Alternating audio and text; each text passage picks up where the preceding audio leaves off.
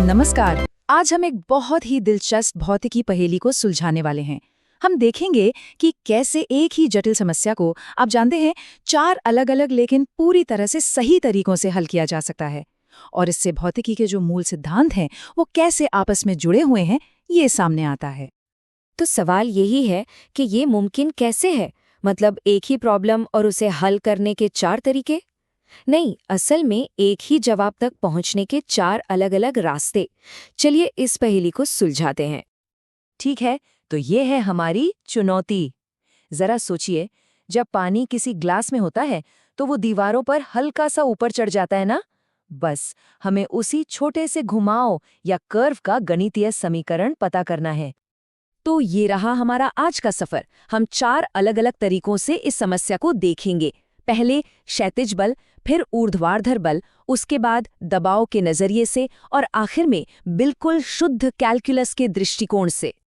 तो चलिए शुरू करते हैं। हमारा पहला दृष्टिकोण है पानी पर क्षैतिज रूप से, मतलब हॉरिजॉन्टली जो बल लग रहे हैं उन पर ध्यान देना। इस तरीके का मूल सिद्धांत बहुत सीधा है।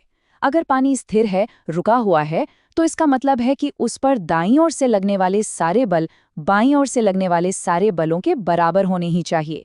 सब कुछ बैलेंस में है। तो हम इसे करते कैसे हैं? देखिए, एक तरफ से हवा पानी को धकेल रही है और अब इस धक्के को बैलेंस करने के लिए पानी का जो पृष्ठ तनाव है वो दीवार पर और उस कर्व के साथ क्षैतिज रूप में वापस खींचता है। बस जब हम इन बलों को बराबर रख देते हैं तो हमें हमारा समीकरण मिल जाता है। ठीक है, ये तो हुई हॉरिजॉन्टल बलों की बात, पर क्या होगा अगर हम ऊपर और नीचे लगने वाले बलों का विश्लेषण करें? क्या उससे भी हम उसी नतीजे पर पहुंच सकते हैं? चलिए देखते हैं। चलिए अब अपनी दूसरी विधि पर चलते हैं और देखते हैं कि ये ऊपर नीचे के यानी वर्टिकल दृष्टिकोण से इस समस्या को कैसे हल करती है। यहाँ का जो मुख्य विचार है वो ये है कि जो पानी थोड़ा ऊपर उठा हुआ है उसका वजन उसे नीचे की तरफ खींच रहा है और उसी समय पृष्ठ तनाव का एक हिस्सा उसे ऊपर की ओर खींच रहा है। तो संतुलन में ये दोनों बल बराबर होने ही चाहिए।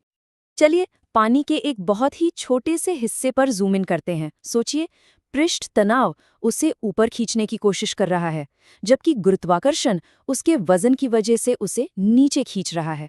जब ये दोनों ताकतें एक दूसरे को पूरी तरह से बैलेंस कर देती हैं, तब हमें हमारा समीकरण मिल जाता है। और यहाँ एक बहुत जरूरी चीज आती है, एक गणितीय सरलीकरण।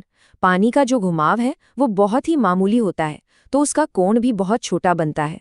भौतिकी में जब कोण बहुत छोटे होते हैं तो हम साइन थीटा को उस कर्व के ढलान यानी स्लोप, जिसे कैलकुलस में dy/dx कहते हैं, के लगभग बराबर मान सकते हैं।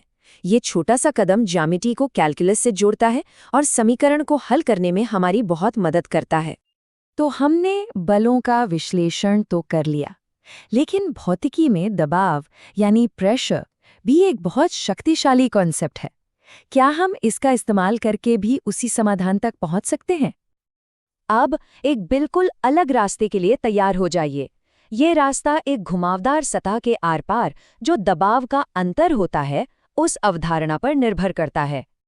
इस विधि का मूल सिद्धांत ये है कि किसी भी घुमावदार तरल सतह के अंदर और बाहर का दबाव अलग-अलग होता है। ये अंतर 2 चीजों पर निर्भर करता है, एक तो पृष्ठ तनाव पर और दूसरा कि वो घुमाव कितना तीखा है, जिसे हम वक्रता त्रिज्या या रेडियस ऑफ कर्वेचर कहते हैं। तो संतुलन कैसे बनता है? एक तरफ पानी की गहराई के कारण नीचे की ओर दबाव बढ़ रहा है और दूसरी तरफ सतह के घुमावदार होने की वजह से एक दबाव का अंतर पैदा हो रहा है। संतुलन की स्थिति में ये दोनों दबाव एक दूसरे को बराबर कर देते हैं। और फिर से गणित हमारी मदद के लिए आता है। वक्रता की त्रिज्या यानी r को मापने का एक जटिल सूत्र होता है, लेकिन क्योंकि हमारा घुमाव बहुत हल्का है तो हम इसे एक बहुत ही सरल कैलकुलस एक्सप्रेशन से बदल सकते हैं। यह सरलीकरण हमें सीधे हमारे जवाब की ओर ले जाता है। और ये शानदार है, जैसे ही हम r के इस सरल मान को अपने दबाव संतुलन समीकरण में डालते हैं, हमें सीधे वही उत्तर मिलता है जो हमें पहले 2 तरीकों से मिला था। कमाल है ना? हमारी अंतिम विधि के लिए हम सीधे कैलकुलस की दुनिया में उतरते हैं। यहाँ हम पानी के एक असीम रूप से छोटे, मतलब लगभग एक बिंदु जितने बड़े हिस्से पर लगने वाले बलों का विश्लेषण करेंगे। ये सबसे अमूर्त, सबसे एब्स्ट्रैक्ट तरीका है। यहाँ हम पानी के एक बहुत ही छोटे टुकड़े को देखते हैं और उस पर लगने वाले बलों के संतुलन को बताने के लिए सीधे कैलकुलस का इस्तेमाल करते हैं। संक्षेप में कहें तो यह विधि सबसे छोटे संभव पैमाने पर मूलभूत सिद्धांतों को लागू करती है।